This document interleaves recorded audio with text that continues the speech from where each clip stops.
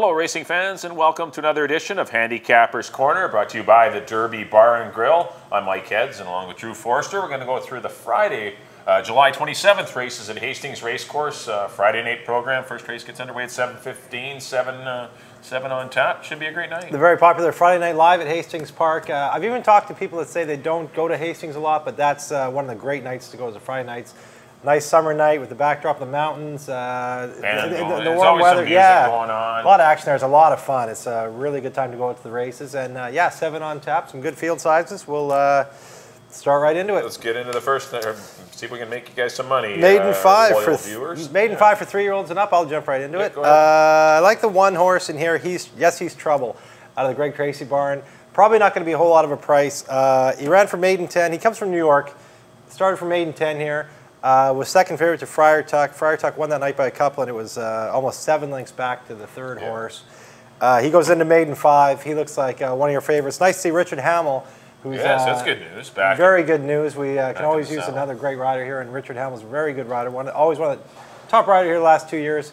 Had some problems with his knee. He's back now. He should get off on the right foot, I'd say, on this horse. Second spot, I have a horse out of the Craig McPherson barn, Silent Flame, with this year's leading rider, Amadeo Perez in the irons.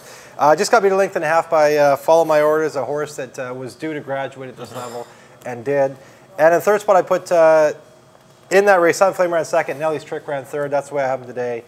Silent Flame second, Nelly's Trick in the third spot. But definitely, He's Trouble's my top pick. Yeah, he looks like the horse. I mean, he's dropping from Maiden 10. All these horses have been, slugging it out in the Maiden 5s and haven't been able to make, to get through it and win a race. But He's Trouble. At least ran second last time to Friar Tuck, and that was a good time, good race. All he needs to do is repeat that one, and he's got to graduate today. He's come back with a work that it's not bad. Encouraging to see that he's worked since his last race. Richard Hamill, as you mentioned, great to see him back in the irons. Definitely a big hole in the jocks room when he left. And now it's great to have him back. I put the same horse, the 4, Silent Flame, in for second. Good runner-up effort last time. And I put the 3, Soul of Mine, who had some troubles last time in his first start going long. I think he'll improve. I think this is the one horse that maybe you haven't seen his best race yet. I don't know if it's going to be good enough to defeat the one horse, He's Trouble, but I think he could be second or third. But definitely, as you said, the one horse, He's Trouble, is the key. And looks like awesome in the Friday opener. On to the second race. We do have some Maiden 10 granders, fillies and mares here, going 6.5 furlongs. I've gone to the 3-horse Smoke After Romance, dropping from Maiden 40 in here for the 10. Didn't really get in the race last time, but as you would expect with a first-time starter, like she was, missed the break, got in behind horses, a little more intimidating than it is in your morning workouts when you're working head-and-head with horses or on your own. But definitely got a lot of experience. Hopefully he'll move forward, or she will move forward off of that race and break a little bit better, because there's not a lot of speed in here. She might be able to find her way to the lead with a good, clean start, because she was working so well going into her debut. So I got to go to the 3, Smoke After Romance. I put the 5, Spring Into Fashion, in for second. Hasn't really made a mistake in her brief racing career. 3 times she's run. She's hit the board on all 3 occasions. And I put the 6, Elladora, in here. I didn't know what to do with her. I put her in the top 3. She's dropping from Maiden Special. Well backed in both of her races. Exactly. And just kind of, obviously something's gone amiss with her. She's had big layoffs in between races, and now she's devalued. Gets Richard Hamill. I guess she was waiting for Richard to come back to run. That could have been it, yeah. But Richard's been the only rider that's been on her. But I put her in for third. I didn't know what to do with it. I could see her winning by 10, and I could see her running 3rd, 4th, or 5th. But just not a lot of... I can't give you any good insight on Elladora. I hate seeing horses with big layoffs like that. Got to look at the horse in the paddock and maybe further your opinion from there. But I went 3, 5, and 6. I went with the 4, Private Sally Wilson. This is a horse that's been well backed in all of her starts. Had a lot of trouble last time. Kind of broke a step slow, got shuffled back, was on heels, got pinched around the turn. It was just a bit of a nightmare trip for her. I think with a cleaner trip, she's right in the thick of this. I ended up putting her on top. I put Smoke After Romance. I like the first out. She's got the start into her. Takes quite a plunge down to the $10,000 level. Puts her right in the thick of it. I put her in the second spot. And in the third spot, a horse you mentioned, again, for all the same reasons, Spring Into Fashion. 2 seconds and a third. Good triactor horse. Yeah, exactly. Right there in all of her races. So I like her too. So I went 4, 3, 5 for me. And on to the third race, a Maiden 5 for the boys this time. And I've gone to the 8, Camilchi Road. Oh, sorry, this is fillies. Sorry. There are fillies probably a mixed bag. It is a mixed bag. It is a mixed bag. Yeah. Fillies, and they're only going 3.5. So that's right, 3.5. So everybody kind of jumbles together. I went with the 8 Camilchi Road filly that Robbie Bays is bringing up here from Seattle. Seattle's track generally is a little faster, but you can't ignore the fractions she was setting down there. The 21 and 3, 44 and change. It was hanging on, right to the end, going 6 furlongs. So cutting back to 3.5, she should have more than enough speed to carry this this field. In the second spot, I went with Banner Blossom out of the William Vanaway barn. Another one that was running tougher races here last year, making its first start of the year, but seems to be pretty quick out of there. Right. Williams having a great start. Awesome. Yeah, shouldn't say good start, really good year. So I have Banner Blossom in second. And the third spot, I put Okanagan Charlie of the Terry Clyde barn. A horse that isn't showing a whole lot, but he is getting near the front in his races and cutting back to the 3.5 furlong distance. I think, yeah, puts him in the thick of it. So I went 8, 4, and 7. I got the same 3 horses, Drew. I just inverted them a bit. I went to the 4-horse Banner Blossom. The barn has been going lights out, continues to roll at a high percentage. Good third in his last start last year, but once again, that's last year, so it's not really indicative of what the horse may be like this year. But the one thing, it's only going 3.5 furlongs. He did show speed.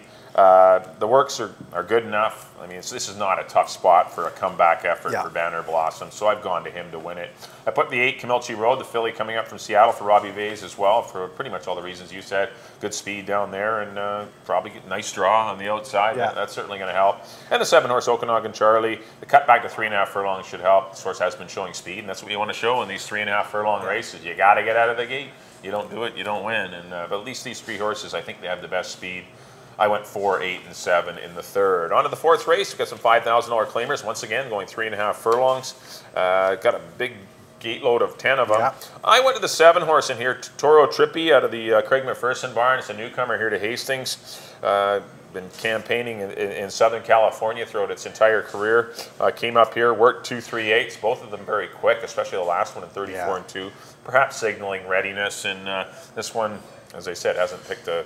this is a big drop in class for him. He's got to be awfully tough in here. But the 4-horse, Mad About Fuzz, did win a race. I mean, he's eligible for this race because the 3,000s don't count against you for eligibility purposes, because this is a non-winners of the year for 5, but you can win for 3 and still be eligible. Came from a little off the pace, kind of an awkward race. Amadeo gave the horse a great ride, sat it behind, shot up in between horses, and got up for the win over Distorted Glamour. So I thought it was a good effort. And I put the 10, Terrell Me a Story. He's been perennial. He's usually very tough at these 3.5 furlong races. He's a pro at the distance. Richard Hamill knows him well. That's good enough for me. I went 7, 4, and 10. No real key in here, but I think those 3 horses should be on all your tickets. Yeah, I agree with Toro Trippy. I think this horse is really fast.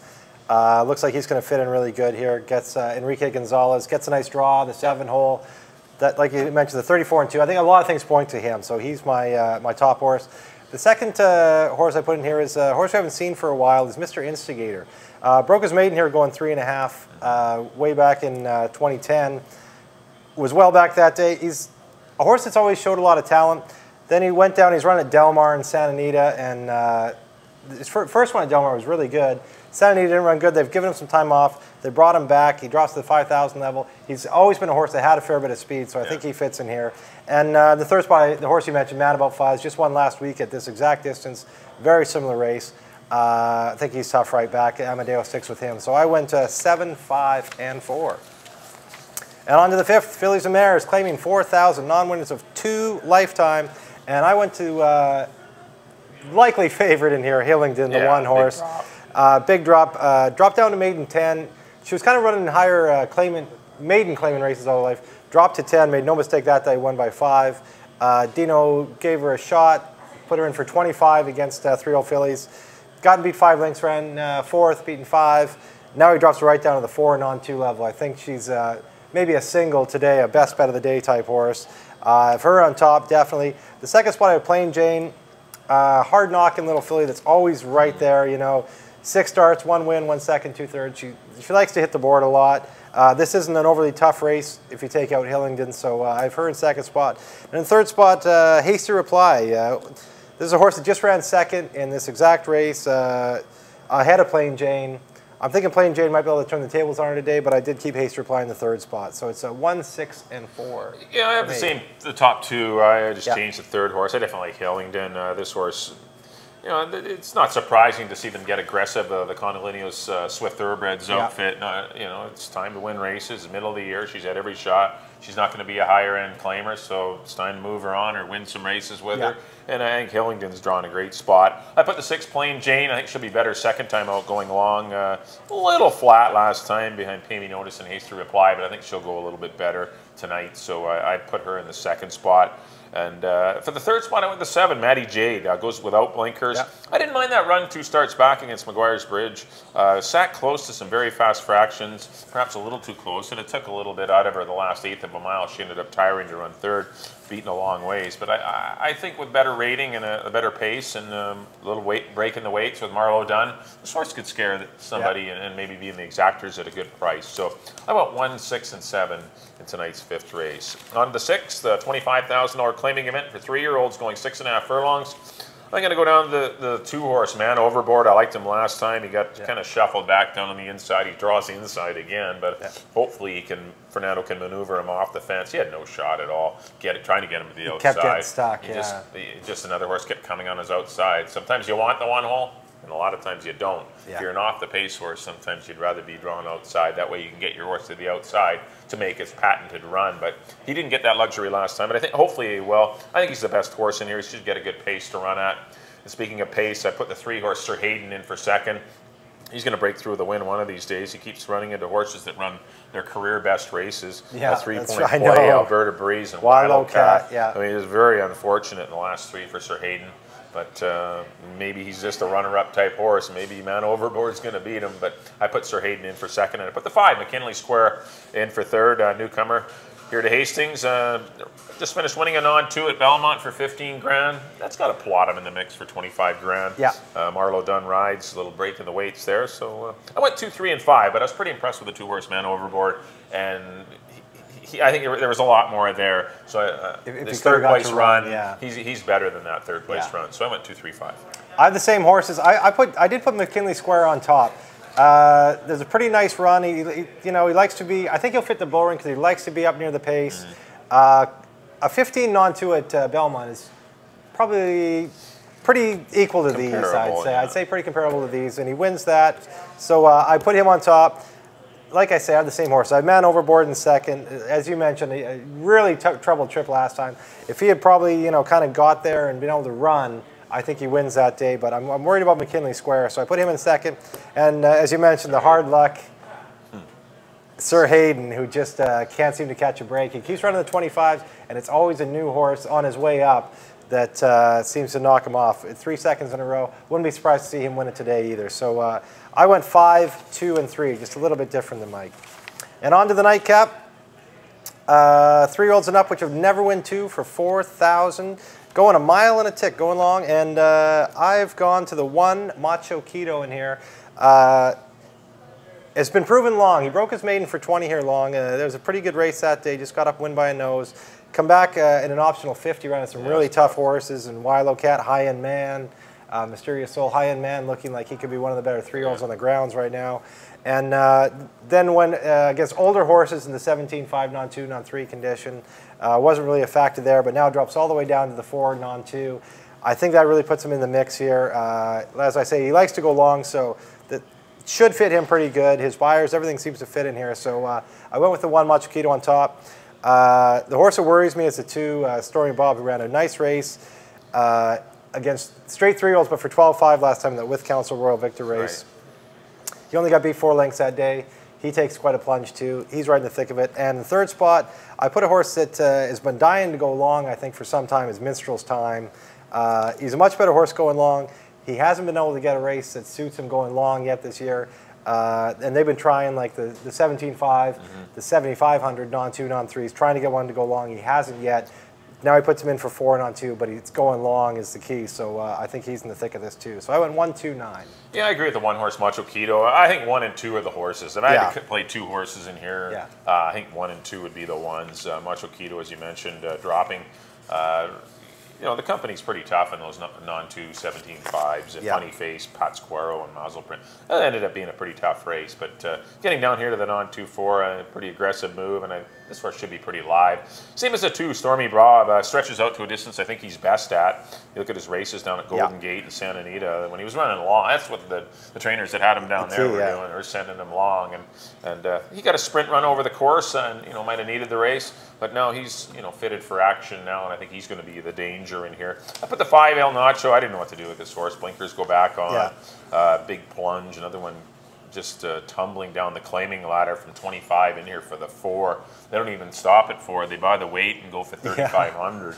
So a lot of big red flashing lights on the 5-horse El Nacho. Question marks surrounding him. He's a definite. We'll run up to the paddock and see what he looks like. But definitely something's gone amiss with him. I mean, this isn't the normal play of any barn to, be. This horse won a race for 25,000 earlier this year, and now it's been, just takes the big drastic drop for 4. But I've got him in for 3rd. I went 1, 2, and 5. I guess maybe if you had to go 3 deep, you might play all 3 of them. But that's the way I see it. Both Drew and I agree on the 1, Macho Keto. Well, that'll do it for our analysis. Let's do a quick recap of all of our selections, or both of our selections, on the Friday night card. We'll start off with me, and back in race number 1. I went to the 1 horse, Yes He's Trouble. I went 1, 4, and 3.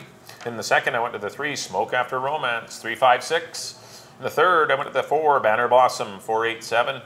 The 4th race, I went to number 7, Toro Trippy, 7, 4, 10 for me.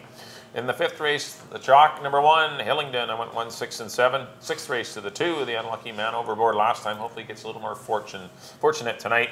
2, 3, 5 for me in the 6th. And in the 7th race, went to the 1, Macho Keto, like 1, 2, and 5 in the Friday finale. And on to my picks. There we go. I agree. In the 1st, I went to the 1, Yes He's Trouble, with the 4, 5. In the 2nd, I went to the 4, Private Sally Wilson, over the 3 and 5. In the 3rd, number 8, Camilche Road, over the 4 and 7. In the 4th, I'm with Mike. I went with the 7, Toro Trippy, over the 5 and 4. In the 5th, number 1, Hillingdon, over the 6 and 4. In the 6th, the feature, I went with the 5, McKinley Square, over the 2 and 3. And in the nightcap, the 1, Macho Keto, over the 2 and the 9. All right, thanks everyone for tuning in to Handicappers Corner here at the Derby Bar and Grill. Don't forget, if you can't make it out to Hastings, come on out to the Derby Bar and Grill. It's at 176th and 0 Avenue. Great atmosphere here, lots of televisions. You can watch all your favorite tracks, including Hastings Racecourse. Lots of great food specials and food as well here at the Derby Bar and Grill. On behalf of Drew, I've been Mike Heads. Wishing you lots of luck in your investments on Friday night. Look forward to seeing everyone again on Handicappers Corner. Don't forget, we're racing Saturday and Sunday as well, so tune in for the Handicapper Corners for both those days. Oh, there's here and on telegraph, epitaph.